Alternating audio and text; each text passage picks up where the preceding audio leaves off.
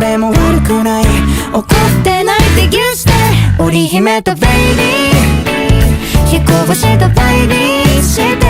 また銀河で待ち合わせようよ。ジャミング二人のように